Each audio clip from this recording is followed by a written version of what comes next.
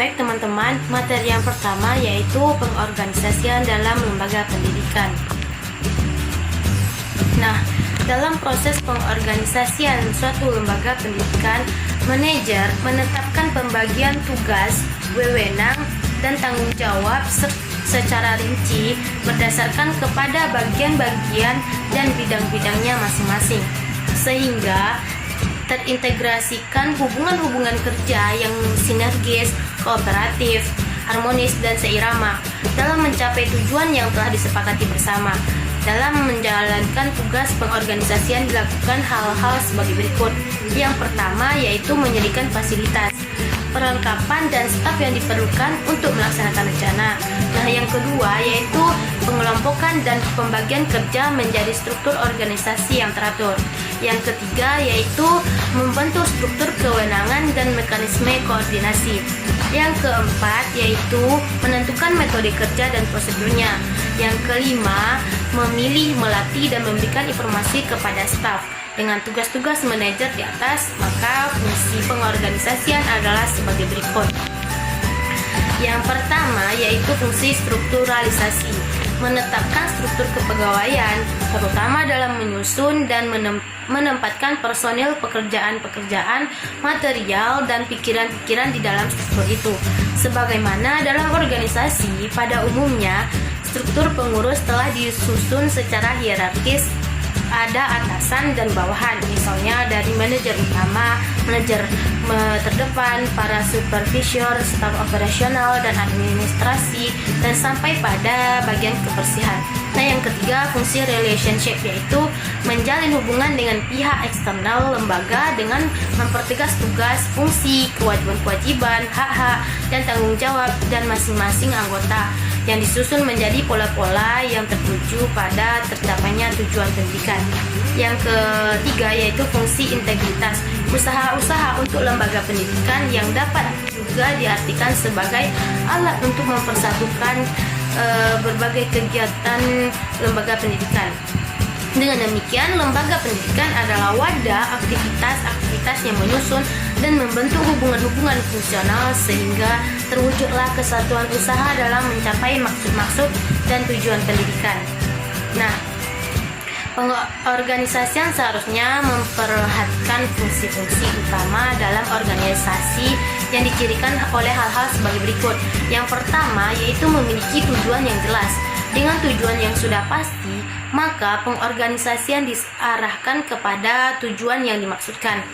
Manajer yang baik adalah yang konsisten dengan tujuan manakala ia melakukan pengorganisasian. Yang kedua yaitu setiap anggota dapat memahami dan menerima tujuan tersebut. Tujuan-tujuan tersebut secara konsepsional dikemukakan dengan rinci oleh manajer kepada seluruh bawahannya, sehingga setiap pekerjaan bertujuan dengan sama, integral, dan terpadu. Nah, yang ketiga yaitu adanya kesatuan arah sehingga dapat menimbulkan kesatuan tindak dan kesatuan pikiran. Penjelasan yang dilakukan oleh manajer harus merupakan hakikat tujuan lembaga pendidikan, baik yang bersifat material maupun tujuan-tujuan spiritual. Nah, yang keempat adalah adanya kesatuan perintah atau unity of command. Para bawahan hanya mempunyai seorang atasan langsung. Daripada itu, ia menerima perintah dan bimbingan dan kepada siapa ia harus mempertanggungjawabkan hasil pekerjaannya. Manajer menerapkan wewenang dengan mengacu kepada dasar hukum yang jelas seperti kepada status anggaran dasar dan anggaran rumah tangga dan dasar hukum lainnya yang telah disepakati, sehingga seluruh bawahan menyadari sepenuhnya tentang fungsi masing-masing. Di samping itu, manajer yang memberikan tugas keluar dari aturan yang disepakati akan dipandang sebagai pemanfaatan kekuasaan otoriter dan menimbulkan protes yang dapat menjatuhkan wibawa manajer dan mungkin kedudukannya sebagai manajer. Nah, yang kelima yaitu adanya keseimbangan antara wewenang dan tanggung jawab masing-masing anggota. Lembaga pendidikan merupakan sistem, oleh karena itu manajer sebagai orang pertama yang mengetahui, memahami dan melaksanakan tugas dan kewajibannya mengikuti sistem yang ada. Keluar dari sistem akan merusak makna organisasi yang sesungguhnya, yang akibatnya cenderung merugikan lembaga pendidikan. Misalnya, manajer yang tidak transparan, menggunakan keuangan lembaga atau korupsi dan menyalahi wewenangnya.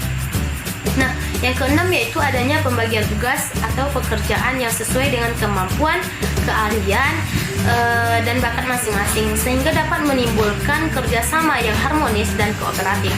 Manajer dalam lembaga pendidikan berwenang memposisikan pegawainya menurut keahlian dan keterampilannya, terlebih dalam lembaga pendidikan yang tujuannya untuk mencerdaskan kehidupan bangsa dan meningkatkan keimanan dan ketakwaan.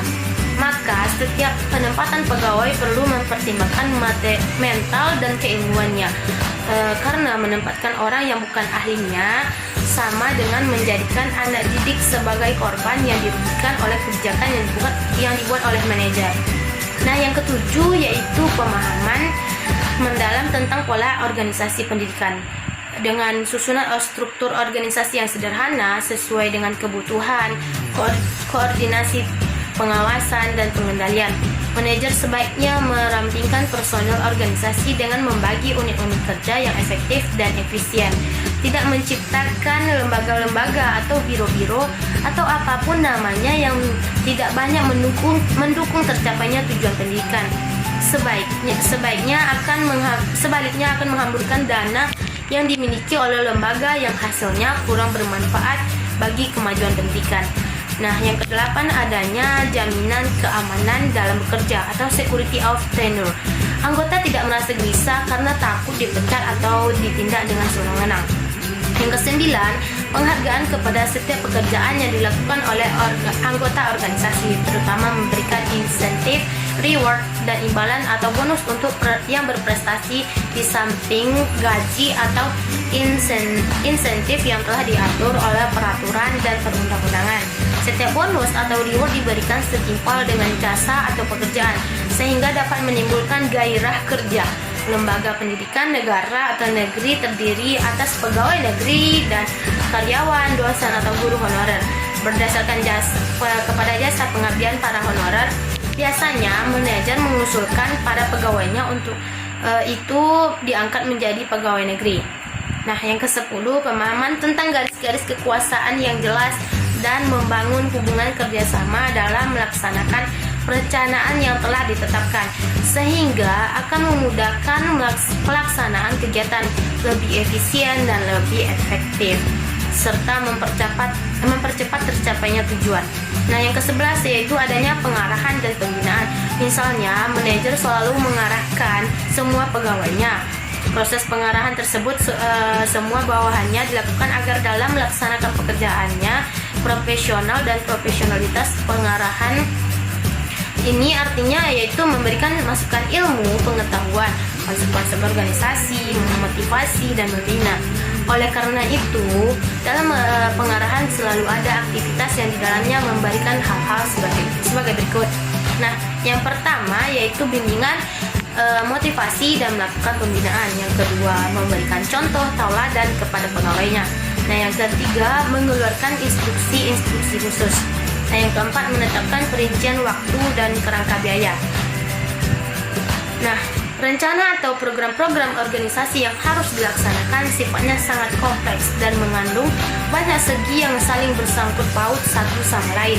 Sifat kompleks yang terdapat dalam program organisasi menunjukkan sangat perlunya tindakan-tindakan yang dikoordinasikan. Koordinasi di sini perlu untuk mengatasi batas perencanaan maupun batas-batas personel, terutama untuk mengatasi kemungkinan adanya duplikasi dalam tugas, perebutan hak dan tanggung jawab, ketidakseimbangan dalam berat ringannya pekerjaan, kesimpang siuran dalam menjalankan tugas dan kewajiban, dan sebagainya. Koordinasi adalah aktivitas membawa orang-orang, material, pikiran-pikiran, dan teknik-teknik dan tujuan-tujuan ke dalam hubungan yang harmonis dan produktif dalam mencapai suatu tujuan. Jadi teman-teman, koordinasi yang dilakukan oleh manajer itu akan berjalan sempurna jika manajer itu menyadari tugas berikutnya yang berkaitan dengan pengkoordinasian, yaitu tugas pengendalian atau juga disebut dengan controlling, yakni meneliti dan mengawasi agar semua tugas dilakukan dengan baik dan sesuai dengan peraturan yang ada atau juga sesuai dengan deskripsi kerja masing-masing personil. Tahukah teman-teman, ternyata pengendalian itu bisa dilakukan secara horizontal maupun secara vertikal. Nah, atasan dapat melakukan pengontrolan kepada bawahannya, dan bawahan juga dapat boleh melakukan kritik kepada atasannya. Pengendalian terdiri dari yang pertama, penelitian terhadap hasil kerja sesuai dengan program kerja. Yang kedua, pelaporan hasil kerja dan pendataan berbagai masalah. Dan yang ketiga, evaluasi hasil kerja dan juga problem solving. Lanjut ke pengawasan. Apa sih pengawasan itu? Nah, pengawasan itu adalah satu kegiatan manajer yang mengusahakan agar pekerjaan-pekerjaan itu terlaksana sesuai dengan rencana yang telah ditetapkan dan mencapai hasil yang dikehendaki. Nah, langkah-langkah pengawasan yang pertama, memeriksa semua pelaksanaan rencana. Dan yang kedua, mengecek semua detail aktivasi lembaga. Yang ketiga, mencocokkan antara pelaksanaan dengan rencana yang sudah ditetapkan. Yang keempat, menginspeksi antara pelaksana dan rencana yang sudah ditetapkan. Dan yang kelima, mengendalikan seluruh pengelolaan lembaga. Yang keenam, mengatur pelaksanaan sesuai dengan tugas dan fungsi pelaksanaan kegiatan. Dan yang terakhir, mencegah sebelum terjadinya kegagalan. Jadi teman-teman, pengendalian dan pengawasan itu dapat dilakukan dengan berbagai macam cara. Yang pertama, membuat daftar isian, absensi dosen ataupun guru pada setiap kehadiran dalam mengajar. Nah, demikian pula absensi untuk setiap seluruh pegawai tetap. Nah, absensi itu dibagi menjadi dua. Yang pertama, absensi untuk mahasiswa ataupun siswa, dan yang kedua adalah absensi untuk jurusan. Nah, jadi absensi ini berlaku di semua lembaga pendidikan agar memudahkan pengawasan dan juga evaluasi. Yang kedua, menampung semua bentuk pengaduan dari siswa ataupun mahasiswa yang berkaitan dengan kinerja para pendidik atau guru atau dosen. Yang ketiga, melakukan rapat evaluasi per bulan atau juga boleh dilakukan per semester. Dan yang keempat, menampung berbagai saran, pendapat, kritik dari semua pihak. Nah, yang terakhir adalah membahas semua data yang tertulis maupun yang tidak tertulis yang berdasarkan laporan lisan dalam rapat-rapat yang diagendakan secara sistematis. Nah, jadi dengan adanya proses pengendalian dan pengawasan ini sebagai salah satu tugas dari manajer, maka secara otomatis tugas manajer berikutnya adalah melakukan evaluasi, ya kan? Nah, karena evaluasi ini merupakan salah satu fungsi manajemen pendidikan. Yang perlu teman-teman ketahui, mengevaluasi itu artinya menilai semua kegiatan untuk menemukan indikator yang menyebabkan sukses atau gagalnya pencapaian tujuan sehingga dapat dijadikan bahan kajian berikutnya. Nah, sebagai para pendidik dalam melaksanakan kegiatan mengajar kepada anak didiknya, untuk mengetahui tingkat prestasi anak didik maka dilakukanlah evaluasi. Misalnya dilakukan seperti ulangan, ujian tengah semester, dan ujian akhir. Nah, evaluasi ini dilaksanakan untuk mengetahui beberapa hal yang sangat penting bagi para pendidik dan anak didik, sekaligus bagi lembaga pendidikan, yaitu sebagai berikut. Yang pertama, untuk mengetahui perkembangan prestasi anak didik. Yang kedua, untuk mengetahui baik buruk, tepat dan tidak tepatnya metode pembelajaran yang diterapkan oleh para pendidik. Yang ketiga, untuk mengetahui kemampuan, minat dan bakat anak didik dalam bidang studi dan jurusan yang sudah dipilihnya. Dan yang keempat, untuk mengetahui profesionalitas para pendidik. Yang kelima, untuk mengetahui ketepatan kurikulum yang dijadikan rujukan pembelajaran. Yang keenam, untuk mengetahui strategi pembelajaran yang baik dan tepat untuk diterapkan. Yang ketujuh, untuk mengetahui aktivitas pelaksanaan kegiatan pembelajaran. Dan yang terakhir, untuk mengetahui kondisi objektif para pendidik dan anak didik berkaitan dengan tugas dan fungsinya masing-masing atau mengenai hak dan kewajibannya. Materi berikutnya yaitu staffing dalam lembaga pendidikan. Fungsi manajemen berikutnya adalah fungsi staffing atau assembling resource, yang mana kegiatan ini sangat penting karena berhubungan dengan penempatan orang dalam tugas dan kewajiban yang harus dilaksanakan. Dalam menjalankan tugas dan fungsi staffing, manajemen perlu untuk melakukan hal-hal berikut. Yang pertama, menentukan jenis pekerjaan, selanjutnya menentukan jumlah orang yang dibutuhkan, menentukan tenaga ahli, menempatkan personil sesuai dengan keahliannya, menentukan tugas, fungsi, dan kedudukan pegawai, membatasi otoritas dan tanggung jawab pegawai, menentukan hubungan antar unit kerja, menentukan gaji dan insentif bagi pegawai, serta menentukan masa jabatan, mutasi, pensiun, dan pemberhentian pegawai. Beberapa fungsi dan tugas manajer lainnya antara lain: yang pertama, usaha merangsang dan mendorong serta membimbing secara kontinu perkembangan keahlian para pekerja. Tujuan yaitu agar mereka lebih efektif dalam mewujudkan seluruh fungsi dan tugasnya, sehingga kemampuan mereka dapat meningkat. Salah satu contohnya yaitu bagi guru sekolah dasar minimal harus mengikuti penyetaraan, dan bagi guru sekolah menengah harus sarjana. Yang kedua yaitu usaha membantu para pekerja secara baik dan melatih agar mereka dapat meningkatkan kemampuan kerja para pegawai. Yang ketiga, pemberian arah secara prosedural dan mengadakan penilaian secara kritis terhadap proses pelaksanaan kegiatan organisasi. Contohnya, bagi para guru, semua karyanya dihargai, baik untuk persyaratan kenaikan pangkat maupun untuk pengembangan karirnya sebagai peserta didik. Yang keempat, melakukan pembinaan dan pengarahan bagi para pekerja dengan memberi hak kepada pegawai untuk melakukan berbagai keluhan kepada pemimpin organisasi. Contohnya, dalam berbagai rapat, guru secara terbuka dapat mengkritik, apalagi bagi dosen. Selanjutnya yaitu fungsi lain staf bagi manajer, yaitu sebagai bimbingan dan penyuluhan. Sebagai bentuk pengawasan dan penilaian terhadap seluruh kinerja bawahan, dosen dan para pendidik harus bekerja sama dengan seluruh tenaga administratif, karena kegiatan dosen ataupun guru tidak dapat dilakukan sendiri. Misalnya, kegiatan yang berkaitan dengan ujian mahasiswa, kenaikan pangkat, dan lain sebagainya. Penyusunan pegawai juga berkaitan dengan implikasi yang baik bagi kemajuan karir dan lembaga pendidikan, terutama dengan adanya hal-hal berikut ini, yaitu yang pertama, adanya promosi dan penghargaan sesuai dengan tugas dan prestasi kerja. Yang kedua, adanya perlindungan dalam melaksanakan tugas dan kewajiban. Yang ketiga, memperoleh kesempatan untuk meningkatkan kompetensi. Yang keempat, memperoleh dan memanfaatkan sarana dan prasarana untuk menunjang kelancaran tugas profesionalitasnya. Yang kelima, memperoleh rasa aman dan jaminan keselamatan dalam melaksanakan tugasnya. Yang keenam, memiliki kebebasan untuk berserikat dalam organisasi profesi. Yang ketujuh, memiliki kesempatan untuk berperan dalam penentu kebijakan sesuai dengan wewenang dan tanggung jawabnya.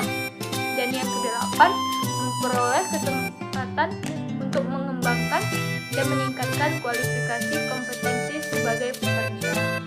Yang terakhir yaitu memperoleh pelatihan dan pengembangan profesi dalam bidang yang jika dikehendaki oleh organisasi tempat bekerja.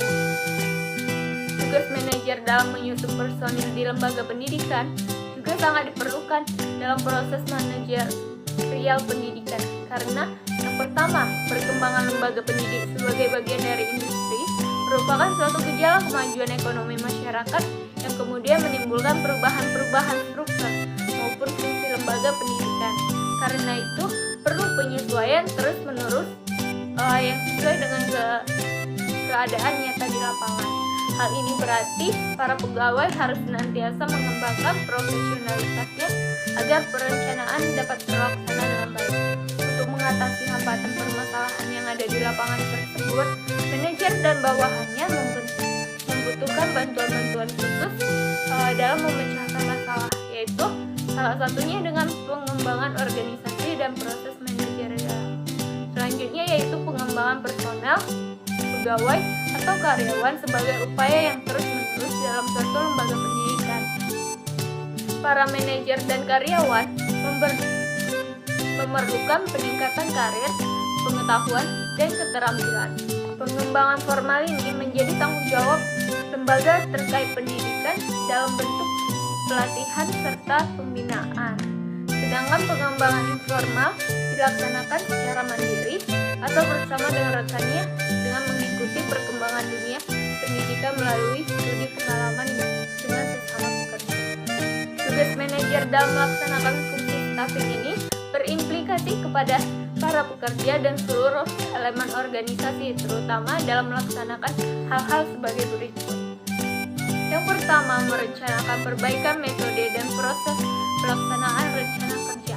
Yang kedua, membina dan membimbing mengarahkan para pekerja kepada peningkatan pengetahuan, kemampuan, dan keterampilan melaksanakan tugas yang dibebankan oleh lembaga. Yang ketiga, menilai kerangka kerja, sarana, prasarana, prosedur yang berdasarkan kepada tujuan pendidikan. Tugas manajer tersebut adalah sebagai berikut. A. Memadukan program kerja lembaga pendidikan dengan kinerja seluruh sivitas akademika untuk meningkatkan kualitas kinerja sivitas akademi dalam rangka mencapai tujuan pendidikan secara umum. Dan yang C. Untuk membina dan mengarahkan profesionalitas para pegawai. Dan yang D. Untuk meningkatkan loyalitas pegawai kepada lembaga pendidikan dan tugas-tugasnya sebagai pendidik dan tenaga administrasi.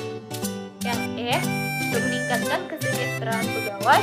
Dan yang F. Untuk membuka hubungan interaktif antara pegawai dengan pimpinan lembaga pendidikan. Dan yang terakhir, untuk mengkomunikasikan seluruh jenis pekerjaan secara terbuka dan terciptanya kerjasama yang harmonis.